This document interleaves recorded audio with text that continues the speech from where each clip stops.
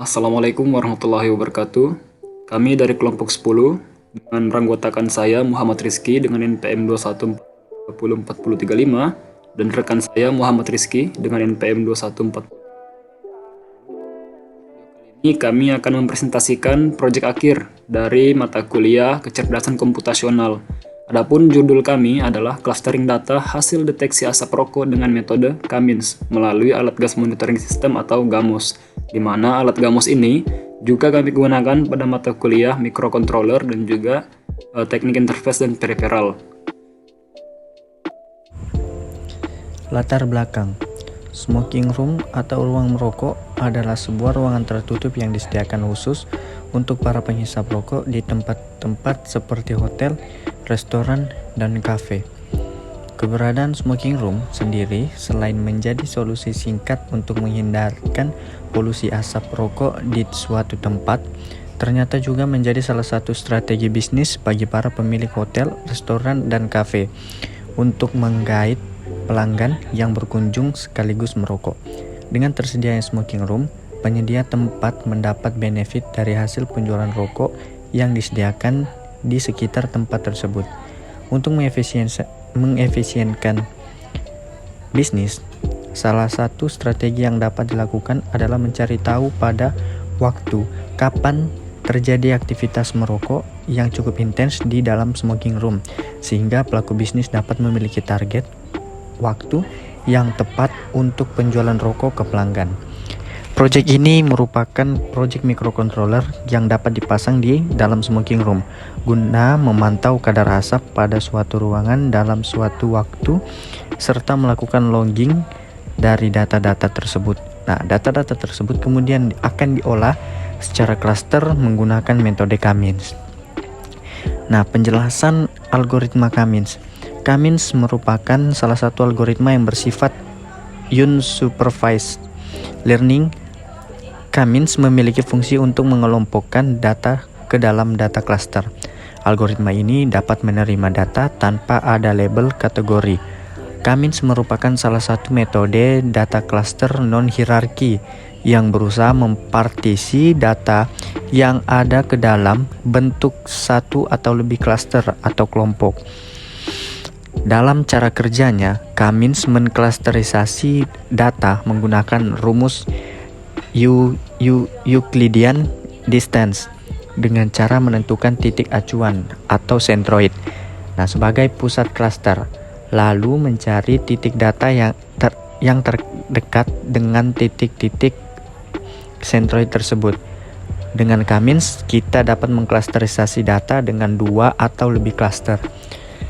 Algoritma Cummins kami anggap cocok mengingat objek penelitian ini adalah kadar asap rokok dalam suatu ruangan tertutup, di mana konsentrasi asap rokok tersebut dapat berkurang karena asap yang menyebar atau terbuang keluar seiring berjalannya waktu. Untuk menentukan kondisi ruangan, diperlukan algoritma yang tepat untuk melabelkan apakah ruangan tersebut masih terbilang berasap atau sudah steril. Nah, untuk deskripsi alat sendiri, seperti yang saya bilang sebelumnya, kita menggunakan alat GAMOS yang merupakan proyek kami juga di mata kuliah sistem microcontroller dan juga teknik interface dan peripheral. Nah, jadi untuk deskripsinya, GAMOS adalah miniatur atau replika dari penerapan pengendali mikro yang dilengkapi dengan sensor gas MQ2 untuk mendeteksi kadar ketebalan asap dalam satu ruangan. Nah, ketika ketebalan asap telah mencapai level tertentu, maka lampu indikator akan berubah dan untuk kondisi tebal, maka blower atau kipas akan menyala untuk menyaring udara keluar dari ruangan. Nah, adapun alat ini terinspirasi dari penerapan blower pada smoking room atau ruangan khusus merokok yang biasa kita temui di kafe-kafe. Pada umumnya, untuk membersihkan udara dari asap rokok di dalam smoking room, kita masih mengandalkan cara manual, yaitu melalui ventilasi, jendela, ataupun blower manual. Nah, di sini GAMOS menawarkan sistem otomatisasi dari hal tersebut, di mana alat ini akan mendeteksi tingkat ketebalan asap rokok yang ada di dalam ruangan. Nah, ketika asap rokok tersebut telah terindikasi tebal, maka GAMOS akan mengaktifkan kipas untuk melakukan penyaringan udara seperti sistem blower namun secara otomatis. Adapun untuk tampilan alatnya seperti yang bisa dilihat pada gambar. Nah, ini merupakan tampilan aplikasi GAMOS. GAMOS adalah gas monitoring system. Nah, aplikasi yang terhubung dengan microcontroller Arduino Uno Atmega 328P yang terintegrasi dengan sensor gas MQ2. Nah, pada aplikasi GAMOS kita dapat melakukan pemantauan dari zat gas di dalam ruangan. Terdapat tiga zat yang dideteksi oleh sensor gas MQ2, yaitu zat LPG, CO, dan juga smoke atau asap. Nah, dalam menentukan kadar asap rokok, zat CO dan smoke dijadikan acuan karena zat LPG tidak berperan signifikan dan cenderung konstan dalam asap rokok.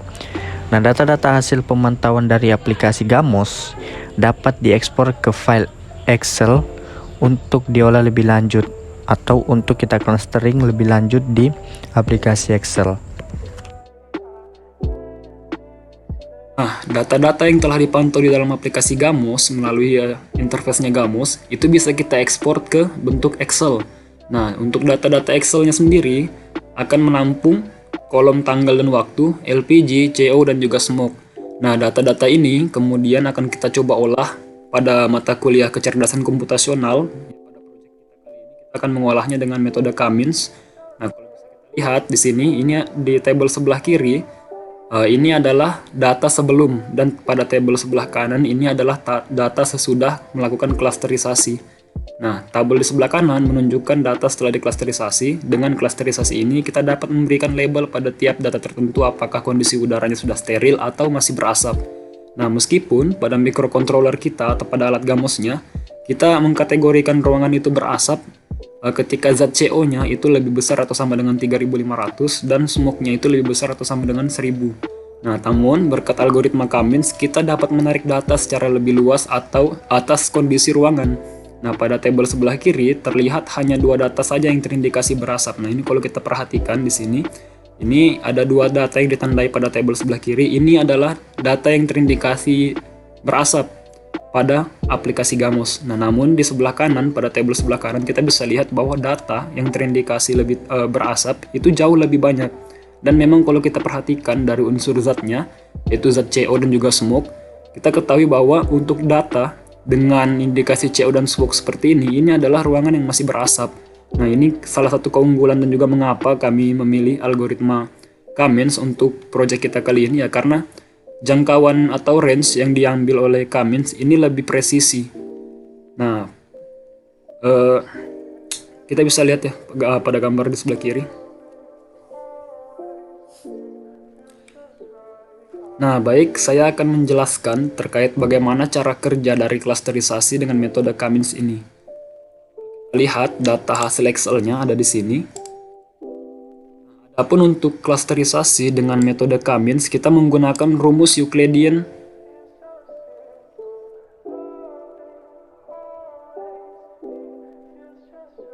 Nah, pada file Excel-nya di sini, kita bisa lihat ini merupakan data awal hasil ekspor dari aplikasi GAMOS yang telah saya berikan warna pastinya untuk lebih memudahkan kita dalam melihat zat-zatnya dan juga kolom-kolom yang lain.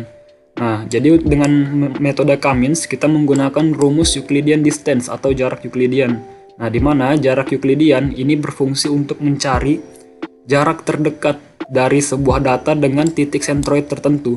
Nah, untuk titik sentroidnya kita terlebih dahulu harus mendefinisikannya atau menentukannya. Nah, jadi di sini kita akan bagi menjadi 2 klaster. Ada klaster 1 atau C1 itu adalah klaster untuk kategori steril. Nah, dan klaster 2 atau C2 ini klaster dengan kategori berasap. Nah, klaster 2 atau berasap ini kita atur CO dan smoke-nya itu sesuai dengan yang ada di program kita, yaitu kadar CO-nya 3500 dan smoke-nya 1000. Sementara untuk steril kita akan ambil titik poin, yaitu CO-nya 0 dan juga smoke-nya 0. Nah, nanti kita akan lihat bagaimana data-data yang di sini berinteraksi ketika kita berikan rumus Euclidean distance sesuai dengan titik-titik sentroid tersebut. Nah, jadi totalnya di sini ada 2 klaster. Nah, kita bisa lihat kita di sini hanya berfokus pada CO dan smoke karena LPG sejatinya tidak terlalu berperan banyak dalam indikasi asap rokok. Nah, jadi kita akan fokus ke CO dan smoke saja. Nah, jadi bagaimana rumus untuk mencari jarak menggunakan rumus Euclidean distance? Nah, ini kalau kita bisa lihat di Excel sudah ada. Jadi sederhananya, untuk mencari jarak dari data ke titik C1, kita bisa menggunakan rumus akar atau square root akar X data dikurangi X cluster 1 pangkat 2 ditambah Y data dikurangi Y cluster 1 pangkat 2 ditambah, nah lalu kita akan coba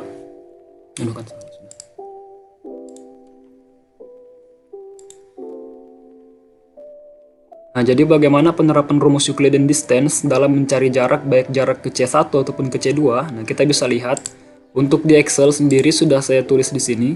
Nah, jadi kita menggunakan rumus square root atau akar, lalu akar dari X data dikurangi X cluster 1 pangkat 2 lalu ditambah Y data dikurangi Y cluster 1 pangkat 2. Nah, jadi ini rumus untuk mencari jarak dari data pertama, ini data pertama dengan jarak ke C1.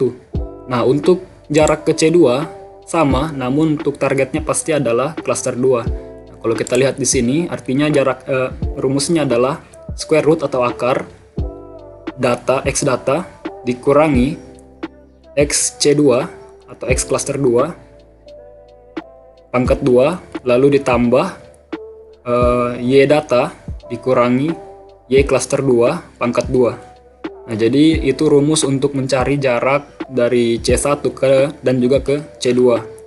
Nah, jadi untuk rumus tersebut akan kita terapkan pada semua kolom hingga ke bawah dengan target cluster, yaitu C1-nya ada di sini dan C2-nya ada di sini. Nah, jadi kalau misalnya kita terapkan pada semua kolomnya, kita akan dapatkan nilai-nilai yang sudah muncul di sini. Nah, untuk klasterisasinya, kita bisa melihat kemana sih jarak yang terdekat dari data-data tersebut. Nah, kita bisa lihat pada data yang pertama, centroid terdekat dari data pertama adalah centroid 1 atau klaster pertama. Nah, di sini jaraknya hanya 99,3 poin. Sementara untuk jarak ke C2 itu sangat jauh, sekitar 3.542 poin. Nah, kita labelkan pada data-data yang sama. Nah, di sini ini sudah mulai berubah ke centroid 2 atau C2. Nah, kita bisa lihat ya untuk jarak ke C2 ini jauh lebih dekat dibanding jarak ke C1. Nah, jarak ke C2-nya hanya 622,2, sementara jarak ke C1-nya itu sampai 4.254. Nah, kita berikan label seperti ini, dan kita bisa lihat dia kembali ke C1 pada data-data yang di sini. Nah, untuk C1 seperti yang kita bilang tadi, kita bisa berikan label bahwa ini steril, dan untuk C2 ini adalah berasap. Nah, jadi saya rasa penerapan dari algoritma Cummins untuk data yang kami miliki ini sudah sangat tepat, karena kalau kita hanya bergantung pada microcontrollernya yang notabene hanya menggunakan if-else dengan rentang jarak tertentu yang tidak dinamis, maka kita hanya dapatkan data yang sangat kaku seperti ini.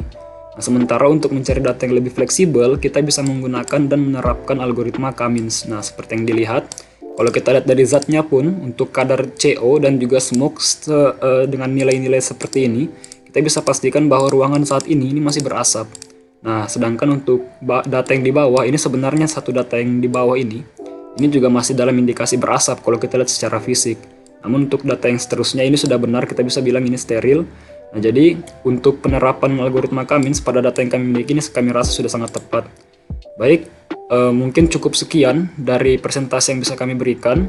Terima kasih telah memperhatikan. Assalamualaikum warahmatullahi wabarakatuh.